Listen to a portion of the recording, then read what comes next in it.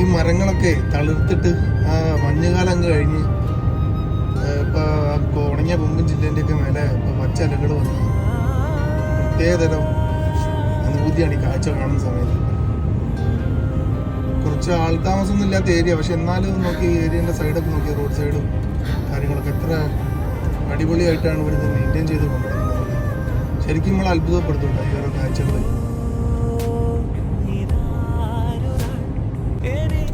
ഇന്ന് ഞാൻ യാത്ര ചെയ്യുന്നത് ഹോളണ്ടിൽ കൂടിയാണ്. എന്ത് ഭംഗിയാ നോക്കി, രണ്ട് സ്ഥലത്തും പൂക്കൃഷിയൊക്കെ നടത്തി കണ്ണത്താ ദൂരത്ത് കിടക്കുക. നല്ല രസം എന്ന് പറഞ്ഞാൽ നല്ല ഭംഗിയുണ്ട് കാണാൻ.